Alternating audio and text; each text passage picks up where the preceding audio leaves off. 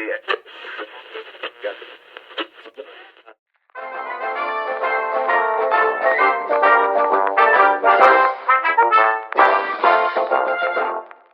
morning.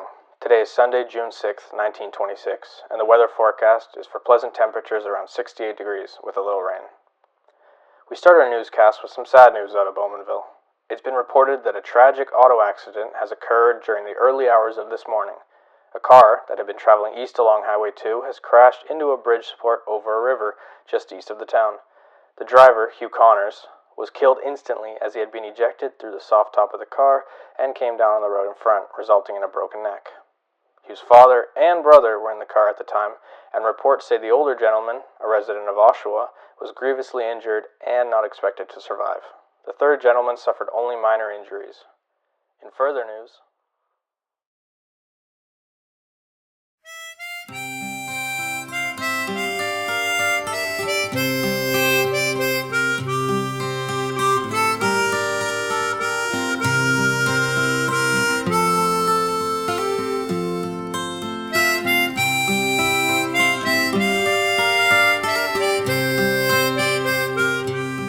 Hello, my name is Tom Conners.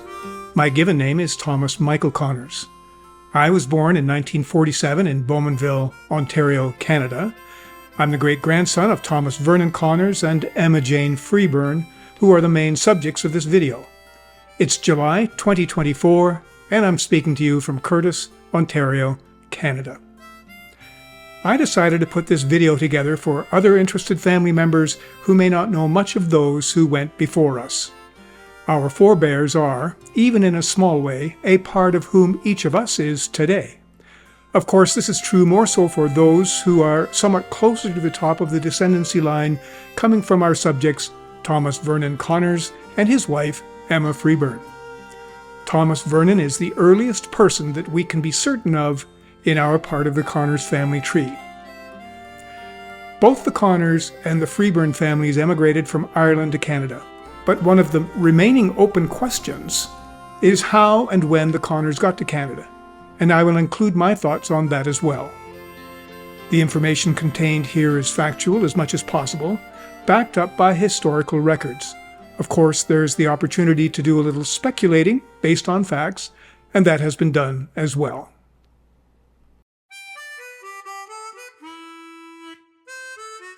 Complete details, including links to official records, are located at ancestry.ca under the name Conners Family Tree, NOV for November _2007.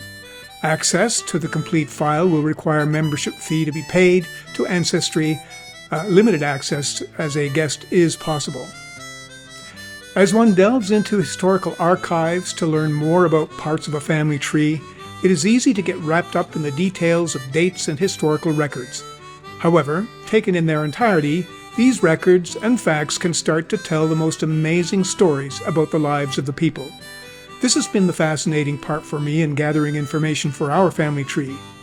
In the end, each of us has to be so much more than a name, date of birth, and date of death on a tombstone or a plaque, and with the impossible opportunity for us to learn from those who have already gone, it's only these records and any handed-down stories that are left for us to interpret. Let's start our story with information about the Freeburns.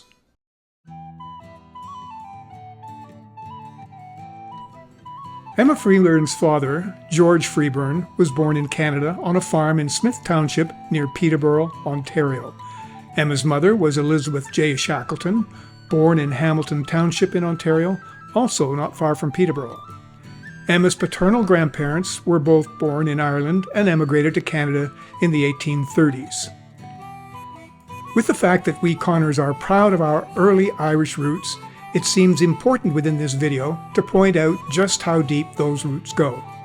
Obviously, Emma Freeburn provides us with an Irish background through her father, sufficient for us to continue with our proud Irish stance. Her mother's family origin may not be in total step with our Irish preferences, but that's not certain. So now let's talk about the Conners.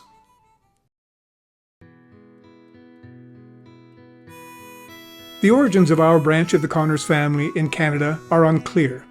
I have spent so much time trying to find records to learn this one simple fact, and as of the time of this video, I still have not found anything conclusive. Throughout the video, I'll refer to Thomas Vernon Conners simply as Thomas Vernon to avoid possible confusion. I could call him Thomas, but the fact is that there are many male Conners with that same first name, including me. We can only speculate on Thomas Vernon's beginnings since his information in historical records conflict to some degree, and records predating him have not been found, including records about his parents and earlier family members. We don't really know who his parents were, where he was born, and exactly when he was born. And since, as I've said, Thomas Vernon is the earliest Conners in our family tree, not knowing for certain these basic facts is quite frustrating. I realize that other members of our family have built their version of the family tree which shows Thomas Vernon's parents and siblings.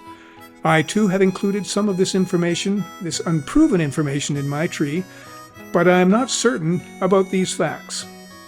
At the same time, I can't say that the information is incorrect.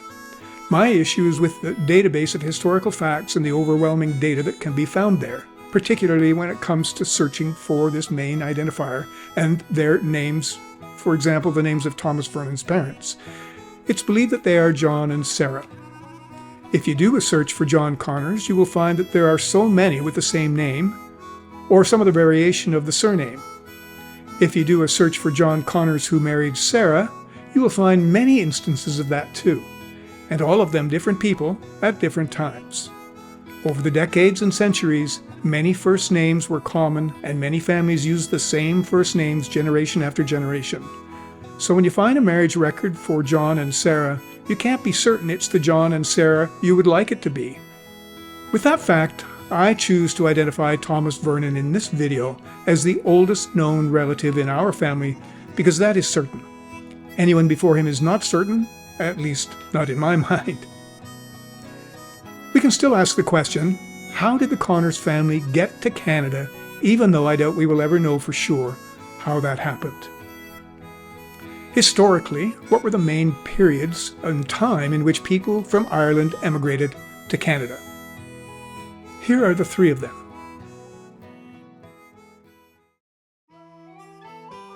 Records show the earliest Irish immigrants came to America, mostly Newfoundland and Virginia, during the 1560s. So that's the possibility, and number one. Another one, early immigrants went to the USA between 1820 and 1910, and some could have moved on to Canada. These early immigrants from Ireland at this time period numbered 4.3 million people, according to Wikipedia. And then there's the Irish potato famine between 1845 and 1852. So those are the three, and beyond these three possibilities, there could be many smaller ones that aren't listed.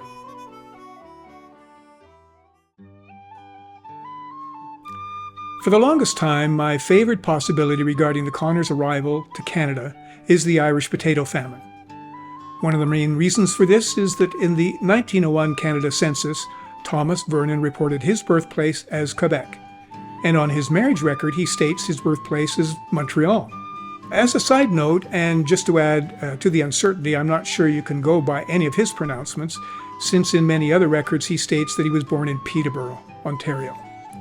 Anyway, here's the long explanation on why I found this reference to Montreal, Quebec as being particularly interesting and perhaps even pointing to the answer about when and how the Conners came to Canada. One of the family stories I learned when I was a young adult was about the family crossing from Ireland to Canada by ship. The grandmother of the family became deathly ill during the crossing and in fact died before they reached land. At some point, a priest was on board and was asked to give the grandmother her last rites, which he did. As the priest was ready to move on, grandmother asked for a drink of water. The priest told the family that since the last rites had already been given, she was not allowed to have any more water. As the story goes, grandmother died soon afterwards. The family was so incensed by the commandments of the priest towards the grandmother that they decided to leave the Catholic faith and become Protestants in their new land. Furthermore, to differentiate themselves from others with the same last name, they changed theirs from Conners with ORS at the end to Conners with ERS at the end. So admittedly, if nothing else, this is a pretty good story.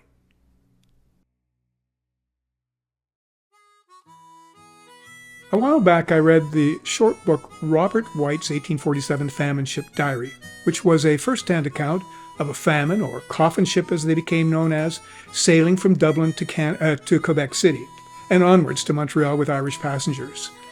White was a professional writer, and during the voyage had his own quarters near the captain's. The book described in great detail the amount of suffering and death these passengers endured. After the crossing of the Atlantic Ocean, and as the ship proceeded upstream along the St. Lawrence River towards Quebec City, they were boarded by medical personnel and clergy to examine sick passengers. The ships were crowded and were unsanitary breeding grounds for disease, especially typhus. Sick and dying passengers were taken off the ship at Grosse Ile in an attempt to control the spread of disease in Canada. It is estimated that about 100,000 Irish immigrants came to Canada in this way, and the death rate was 1 in 5, according to the Canadian Museum of Immigration at Pier 21 in Halifax, Nova Scotia. With this large number of immigrants, as well as the facts as depicted by Robert White's diary, where medical examinations were carried out on board these ships bound for Montreal, it seemed to me that the family story, combined with the fact that Thomas Vernon sometimes said he was born in Montreal, could possibly have indicated the truth about how and when the Conners came to Canada. At the very least, it's an interesting story, as I've already said, and one that presents possibilities as being accurate. But again, we'll never know.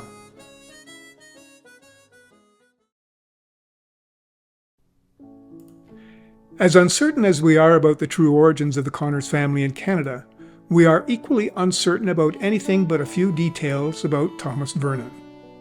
Of course, we know that he lived in Peterborough and married Emma Freeburn. We also know that between them they had 10 children. And we know from the census and other records between 1885 and 1921 that he listed his work as a farmer, builder-laborer, stonemason, contractor, and a caretaker. And the groundkeeper part would have been the groundkeeper work he did at Oshawa's Lakeview Park.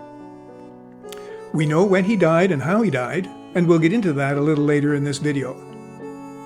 Thomas Vernon was married on November 4th, 1885 in Peterborough. He was about 19 at the time and Emma was 17. On the marriage certificate, as already mentioned, Thomas Vernon reports that he was born in Montreal and that his parents were John and Sarah Burns Conners. Emma was the child of George Freeburn and Elizabeth Shackleton, and was born near Peterborough in about 1868. Her parents were born there as well, and her paternal grandparents were both born in Ireland at the end of the 18th century. Interestingly, we could ask, is it just a coincidence that Emma's grandmother's maiden name, Burns, is reported as the same maiden name for Thomas Vernon's mother? It is evident that Thomas Vernon and Emma separated at some point. The Canadian census done in 1901 shows them both living with their children in Peterborough. 10 years later, in the 1911 Canadian census, it shows them living at separate addresses. Thomas Vernon was living in Oshawa, Ontario, and Emma lived in Toronto at 46 Dundas Street with 3 of her children. Their other younger children were spread out and living with their independent older siblings at the time. In time, Emma married Louis Aaron, who came from Rochester, New York. Louis was a 49-year-old bachelor and truck driver living in Toronto at the time. Emma was 55 years and a widow. Their marriage was registered on November 26, 1926, 5 months after the death of her first husband, Thomas Vernon. Sadly, Emma died on April 1, 1930, and was a patient at the Toronto Psychiatric Hospital, now the Centre for Addiction and Mental Health. Her cause of death was cancer of the uterus, and she has been laid to rest at the Park Lawn Cemetery in Toronto.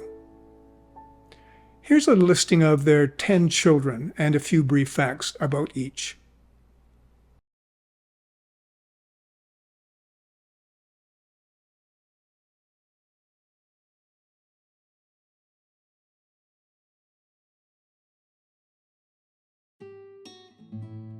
The opening scene of this video was a mock-up of the auto accident that killed Thomas Vernon and Hugh Francis Conners. In my understanding of the story, Thomas Vernon, along with his two adult sons William and Hugh, left Oshawa eastbound along Highway 2 early in the morning bound for Peterborough. At around 4 a.m. on June 6, 1926, the car smashed into the iron structure of the bridge over Slopper Creek in Bowmanville. Hugh was the driver. He was ejected through the soft top of his Studebaker and landed on the roadway in front. He died instantly with a broken neck. Thomas Vernon was taken to the hospital in Oshawa, where he died the following day. William was the only survivor. Alcohol was undoubtedly the main factor causing the accident. By the sounds of it, the men were drinking all night prior to heading out on their trip. There is a slight bend to the right in the highway in the approach to the bridge where they crashed. Apparently the morning was foggy with reduced visibility. As he approached it, Hugh may not have noticed the right turn in the road and continued straight, headlong, into the bridge structure on the opposite side of the road. And that was it. Thomas Vernon was about 61 years old at the time and living in Oshawa. Hugh was 36 and his wife and children lived in Bowmanville. He left behind his wife and their 7 children, whose ages ranged from 2 to 15 years. It was obviously a tremendous blow to the entire family. In the summer of 1964, my parents, along with my sister, brother, and me, visited Bowmanville after being away for a few years. We were moving from Whitehorse, Yukon, to Bedford, Nova Scotia. During that visit, I was shown the huge dent in the steel structure of the bridge, a dent caused through the impact of the Studebaker. Since then, the old bridge has been replaced.